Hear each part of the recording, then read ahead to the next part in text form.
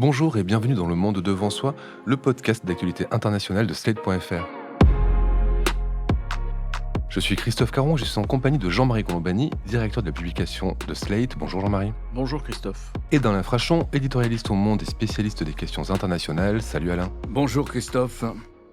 C'est une interview qui a agacé pas mal de monde. Cette interview, c'est celle donnée par Emmanuel Macron dans l'avion qui le ramenait de Pékin après 3 jours de visite d'État en Chine, en compagnie de la présidente de la Commission européenne, Ursula von der Leyen. Face aux journalistes de Politico et des Échos, le président français a pris ses distances avec Washington, dont il ne veut plus suivre la position sur le dossier de Taïwan et dont il veut limiter l'influence sur les choix stratégiques de l'Union européenne. Une union dont il veut par ailleurs établir l'autonomie stratégique. Et si les propos ont agacé, c'est qu'au même moment, la Chine entamait des manœuvres militaires simulant un encerclement de l'île et que pour une partie des pays de l'Union, de l'Allemagne à la Pologne, il est important de maintenir de bonnes relations transatlantiques.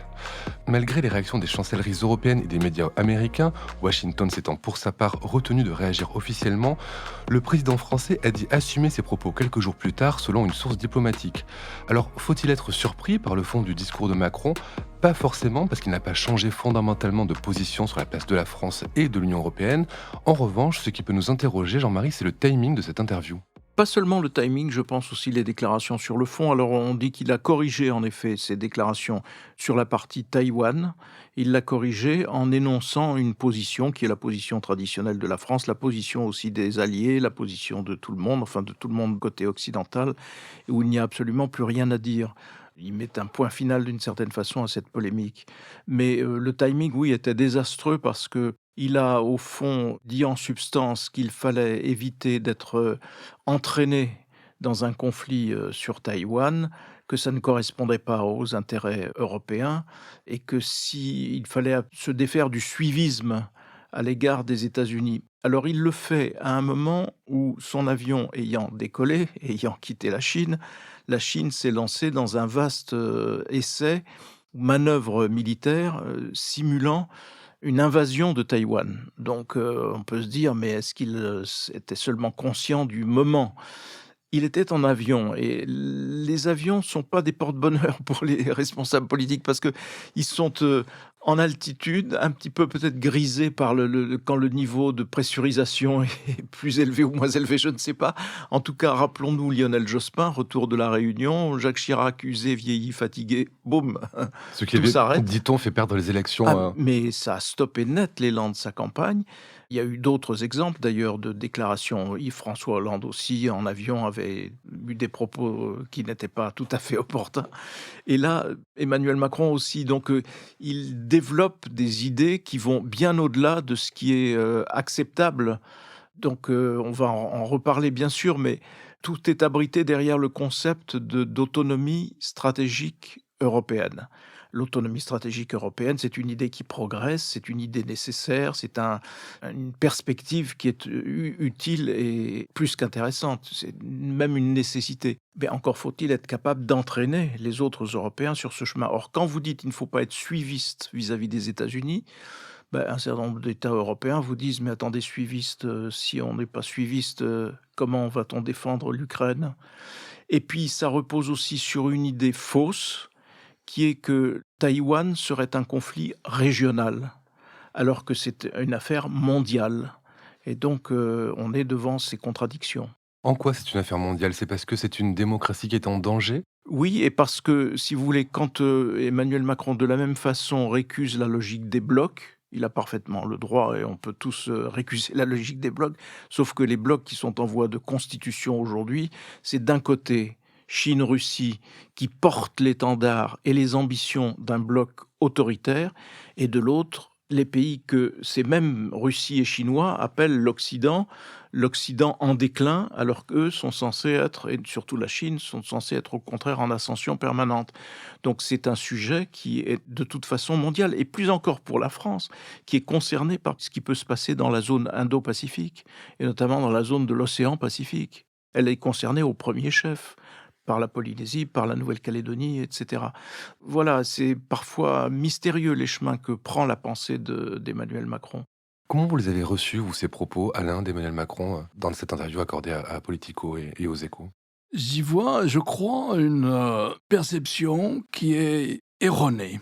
C'est-à-dire qu'on a le sentiment que le président français parle comme si la France, l'Europe, l'Union européenne pouvaient être à part d'une des grandes batailles, et il y en a d'autres, mais d'une des grandes batailles politico-idéologiques de l'heure, celle qu'évoquait Jean-Marie. C'est-à-dire qu'il y a d'un côté une alliance entre la Chine et la Russie, beaucoup plus profonde que ce qu'on imagine, qui n'est pas naturelle, parce que habituellement les Russes, et sans doute ont-ils encore ce sentiment-là, les Russes ont peur des Chinois, et à juste titre, sur les 4500 kilomètres de frontières, ils ont peur d'être débordés par la masse chinoise à l'est, mais ils ont fondé un pacte. Ça s'appelle pas une alliance parce que les Chinois n'ont pas d'alliés, mais ça s'appelle une amitié, un pacte qui a été confirmé de manière officielle, insistante, lors de la visite en mars du président Xi Jinping à Moscou, et notamment dans un dialogue, le dialogue qui est saisi par les caméras, mais en lisant sur leurs lèvres, on sait ce qu'ils se disent, et il y a Xi Jinping qui est debout, il y a l'interprète à côté de lui, il y a Poutine qui lui dit au revoir, et Xi Jinping dit à Poutine, vous le savez, nous sommes engagés dans une bataille comme il n'y en a pas eu depuis 100 ans. Et c'est nous les chefs de file de cette bataille. Et lorsque nous sommes les chefs de file, nous avançons dans cette bataille. Et Poutine répond, oui, je le sais, et je suis d'accord. Et puis ensuite, Xi Jinping lui dit, eh bien, prenez bien soin de vous, cher ami. Et avant, il lui avait souhaité d'être réélu en 2024, parce que, comme chacun sait, il y a des doutes sur la capacité électorale du président Poutine à être réélu. Donc, ça, c'est le pacte. Le pacte, c'est partout où nous le pourrons, nous ferons refluer l'influence occidentale. Dans tous les continents, dans toutes les organisations internationales, nous menons cette bataille, nous constituons des cercles d'amis pour gagner en vote, et nous allons gagner cette bataille parce que l'Occident est en déclin. Et on a l'impression que le président Macron parle comme si la France ou l'Europe était exclue de cette histoire. Et au fond, on n'avait pas vraiment à s'engager dans cette histoire, pas plus sur Taïwan que sur d'autres sujets. Mais elle n'a pas le choix. Ce n'est pas du bloc à bloc. Vu de Pékin ou vu de Moscou, nous faisons partie de l'horrible collectif occidental contre lequel il faut lutter. Cette lutte, cette bataille idéologique, elle n'est pas sino-américaine, ou elle n'est pas d'un côté les Russes et les Chinois contre les Américains de l'autre. Elle est contre l'Occident. Elle est donc contre l'Union européenne, fondamentalement contre l'Union européenne. Donc, on ne peut pas être exclu. C'est pas un bloc contre l'autre. Ce bloc-là, le bloc sino-russe, nous a désignés, nous désigne comme étant l'ennemi politico-idéologique qu'il faut vaincre. Et donc, on ne va pas s'exclure comme ça, miraculeusement, de cette bataille. Il ne nous donne pas le choix. Et le président Macron laisse entendre que nous avons le choix sur tel ou tel sujet, ceci, cela, etc. Bien sûr qu'il y a la tactique, bien sûr que c'est important, mais fondamentalement, la position stratégique actuelle, c'est celle-là. Nous faisons partie du collectif occidental. Et à ce titre, il y a la constitution d'un pacte qui est le pacte sino-russe et qui veut dégrader, diminuer notre influence sur les affaires du monde. Voilà la situation. Et c'est ça qui m'a étonné le plus dans ses propos. Je pense que le président Macron a 100 fois raison d'aller à Pékin. Je pense qu'on a 1000 fois raison d'avoir des relations économiques avec la Chine, parce que là non plus, on n'a pas le choix. C'est la deuxième économie du monde, brillante, et ça ne va pas s'arrêter du jour au lendemain. Et il n'y a pas de raison qu'on laisse ce terrain-là aux autres. Donc, bien sûr qu'il faut aller à Pékin, comme il l'a fait. Bien sûr qu'il faut avoir des relations économiques avec la Chine. Bien sûr qu'il a eu raison d'emmener les hommes d'affaires à Pékin et d'y passer 3 jours. Mais au fond, il a une autre phrase qui m'a sidéré, c'est il dit à un moment, il faudrait aussi qu'on arrête de faire un procès aux Chinois d'être trop complaisants vis-à-vis de la Russie dans l'affaire ukrainienne. Alors là, les bras m'en sont tombés parce que je considère que la Chine, elle est partie prenante. La Chine n'est pas neutre, elle est activement avec la Russie. Et il n'y a plus qu'une dernière étape à franchir, c'est livrer des armes. Et je vous fiche mon billet que si jamais, sur le plan militaire, les Ukrainiens devaient l'emporter, de manière trop ostensible, à ce moment-là, les Chinois livreraient des armes aux Russes. Donc, ça aussi, ça m'a étonné, si vous voulez. Je ne vois pas comment on peut dire que les Chinois ne sont pas au-delà de la complaisance à l'adresse de Poutine dans l'affaire ukrainienne. Ils ne l'ont pas condamné. La Chine est membre du Conseil de sécurité des Nations Unies, spécifiquement chargé du maintien de la paix, membre permanent, spécifiquement chargé du maintien de la paix. Elle ne qualifie pas de guerre ce qui se passe en Ukraine. Donc il n'y a pas à maintenir la paix puisqu'il n'y a pas de guerre. Elle ne qualifie pas cela d'invasion non plus. Elle fait tout pour détourner les sanctions, pour détourner l'impact des sanctions, donc elle participe aussi au financement de la guerre russe. Et sur le plan de sa propagande mondiale, notamment en Afrique, mais ailleurs, aussi en Asie ou en Amérique latine, elle fait du copier-coller de la propagande russe. C'est-à-dire qu'au fond, Xi Jinping ne fait qu'exercer son droit à la légitime défense en Ukraine. Ça, je n'appelle pas ça de la complaisance, j'appelle ça choisir son camp et aider le camp qu'on a choisi. Ce qui est le plus étrange chez Emmanuel Macron, c'est qu'il est censé défendre des idéaux européens, un grand projet, l'autonomie stratégique européenne. Du coup, par ces écarts, là, il se met à dos les pays qu'il devrait être capable d'entraîner dans cette perspective. On a vu la réaction du Premier ministre polonais, par exemple, qui était très bien sûr, très parce vive. que à partir du moment où vous dites on ne va pas être suiviste vis-à-vis des États-Unis, le problème se pose de façon rigoureusement inverse, parce que Joe Biden succède à qui? Il succède à Donald Trump. Donald Trump, c'est l'homme qui a menacé de ne plus appliquer l'article 5 de l'OTAN, c'est-à-dire quand vous êtes attaqué, les autres doivent vous défendre. Et donc, cette attitude de Donald Trump vis-à-vis de l'OTAN avait été qualifiée de trahison par l'Allemagne.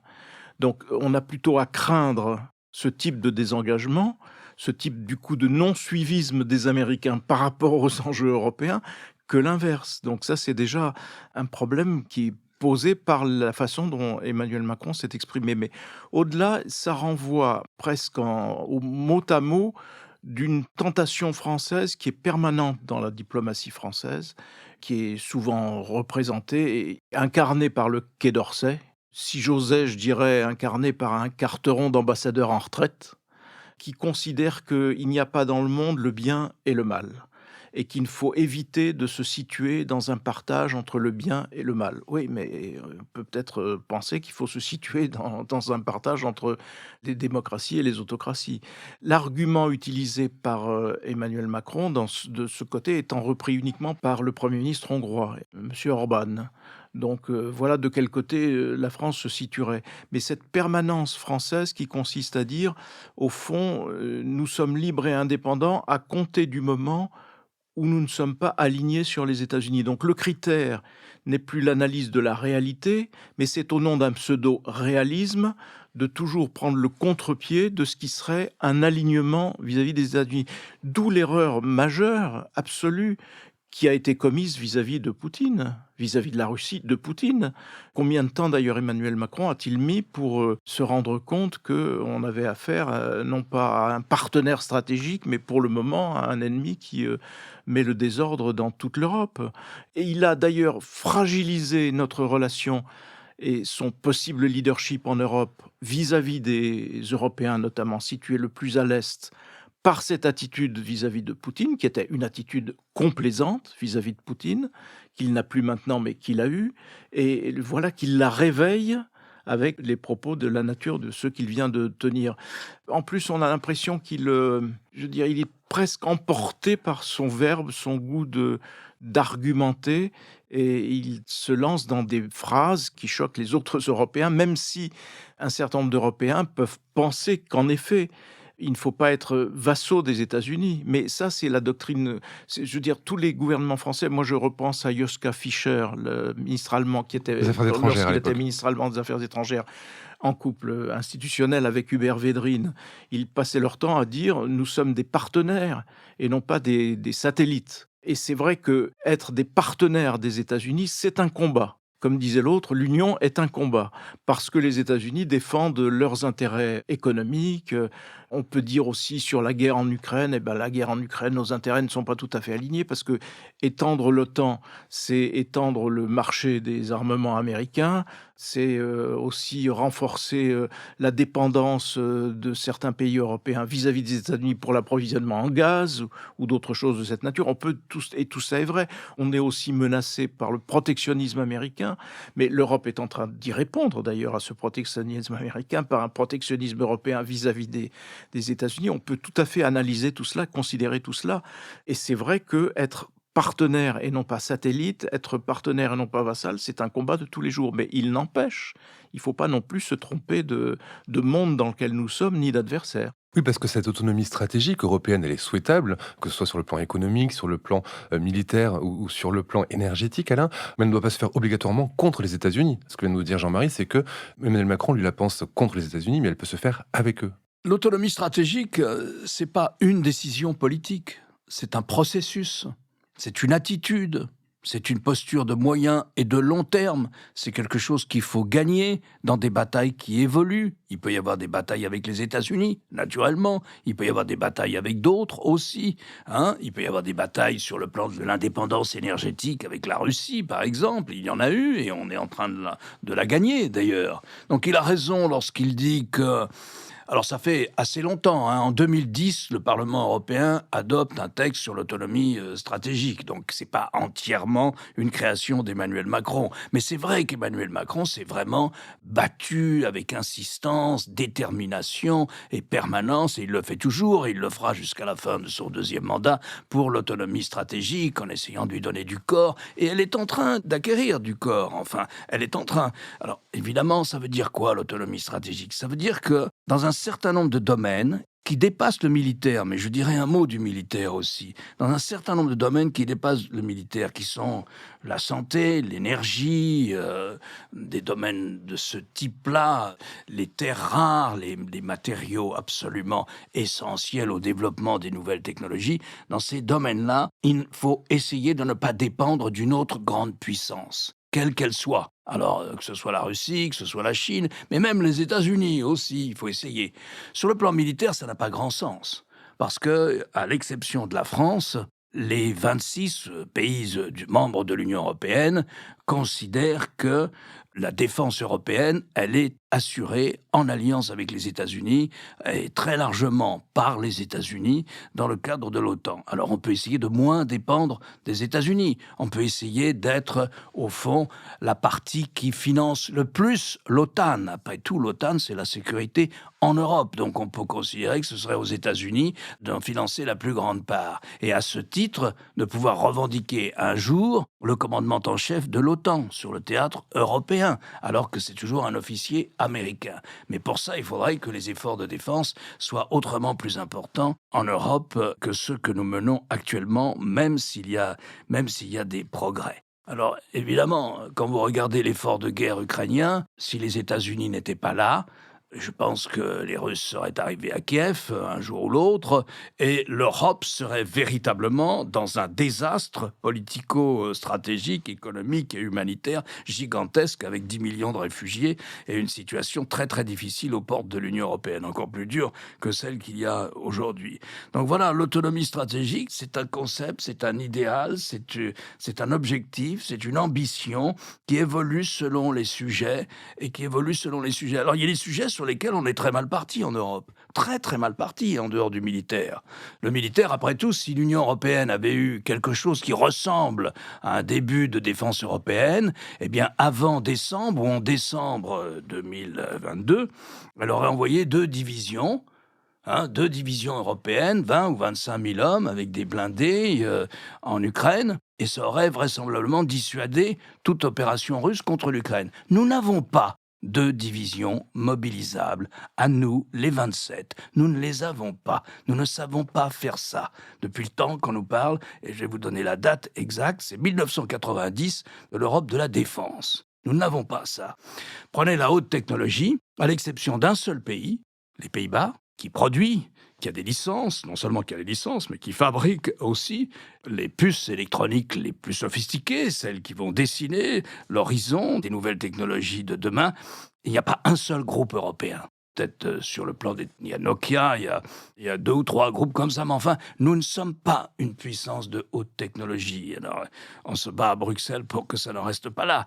Mais si vous voulez, c'est ça aussi, l'autonomie stratégique. L'autonomie stratégique, c'est de faire nos vaccins nous-mêmes. L'autonomie stratégique, c'est de ne pas dépendre de la Chine, même pour faire des masques ou pour faire des tests.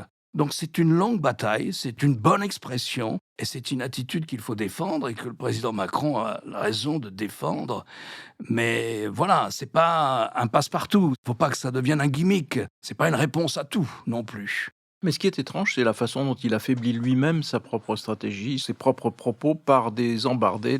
Alors après, il dit qu'il maintient, qu'il assume, etc. Mais néanmoins, quand il reprend la parole, il va à l'essentiel et il nous dit autre chose. Sur Taïwan, il nous dit la position de la France, c'est que nous sommes pour le statu quo et que l'unification, si elle doit se produire par des voies pacifiques et non par des voies militaires. Point. Tout le monde comprend et tout le monde adhère, et non pas, il ne se lance pas dans des explications sur le suivisme vis-à-vis des États-Unis, ne pas être entraîné dans une guerre qui ne serait pas la nôtre, et ainsi de suite.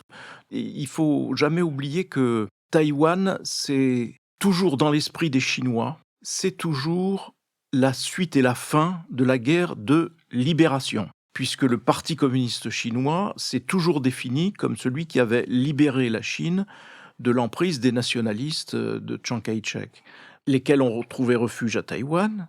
Et sauf que Taïwan, depuis, est devenue une démocratie, une petite démocratie prospère et active et bien vivante, avec beaucoup de liens d'ailleurs avec la Chine continentale. Mais la Chine continue de dire « ça nous appartient » parce que, au fond, le travail du Parti communiste chinois n'est pas achevé. On pourrait aussi faire attention à ce qui est arrivé à Hong Kong.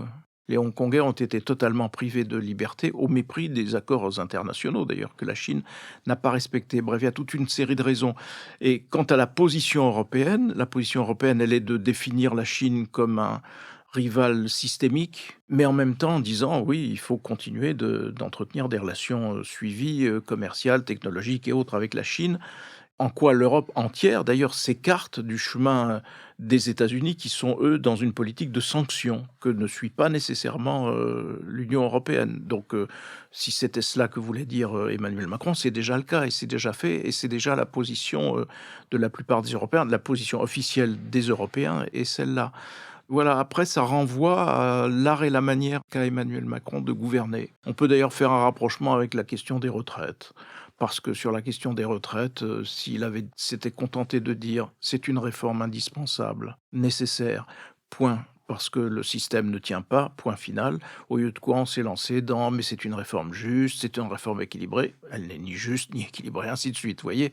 Donc ça renvoie aussi au défaut de sa propre conception de la gouvernance. Notons par ailleurs que Ursula von der Leyen a été plus offensive sur la question de Taïwan qu'Emmanuel Macron dans ses entretiens avec Xi Jinping. Bon, sans résultat évidemment, mais une question moi que je me pose, c'est la réaction aux États-Unis. On a vu les médias américains être vraiment très durs avec Emmanuel Macron, alors qu'à la Maison-Blanche, on a préféré louer les bonnes relations qu'entretiennent Paris et Washington. Comment expliquer cette modération dans la réaction américaine, officielle en tout cas? Est-ce que c'est pour montrer finalement que le bloc fait bloc et qu'il n'y a pas de division entre l'Europe et les États-Unis, division qui pourrait justement satisfaire la Chine quand elle entend parler d'autonomie stratégique? Je crois que c'est plus simple que ça. Je crois que si vous voulez, c'est de la bonne diplomatie.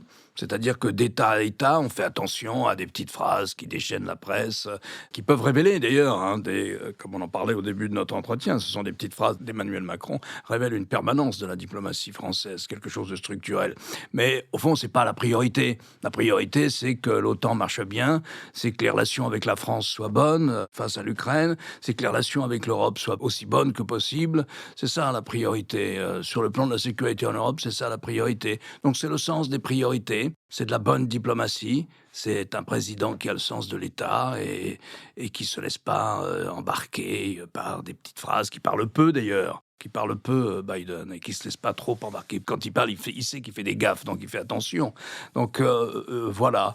Et moi je retiens de ça, si vous voulez, ça met la France vraiment en difficulté, et pour rien.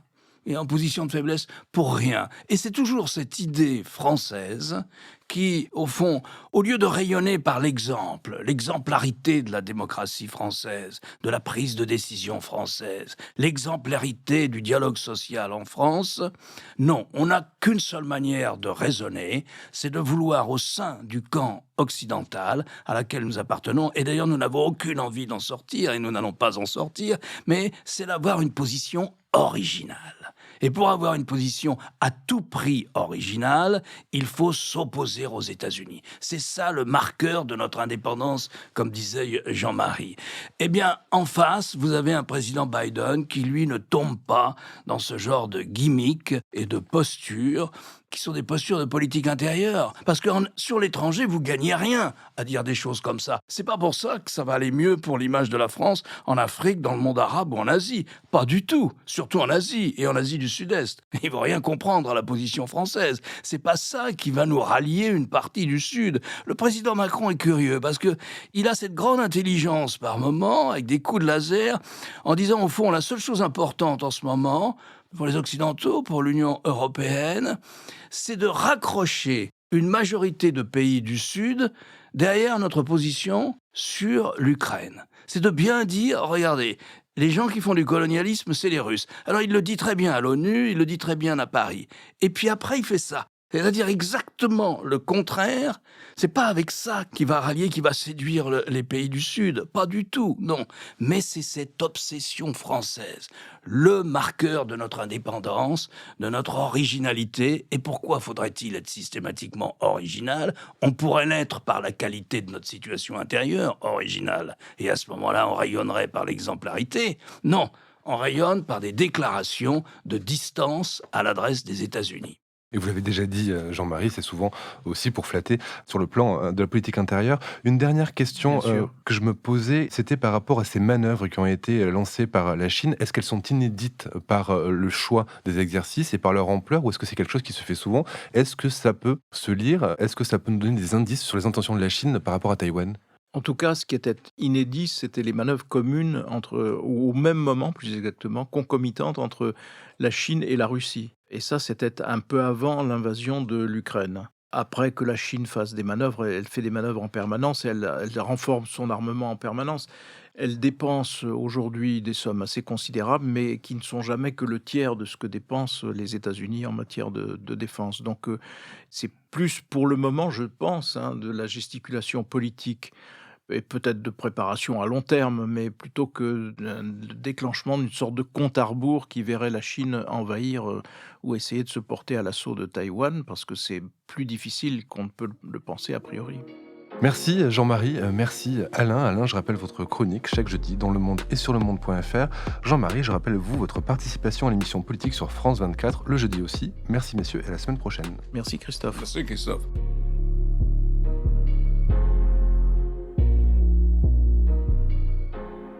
Retrouvez Le Monde devant soi chaque vendredi sur slate.fr ou votre plateforme de podcast préférée.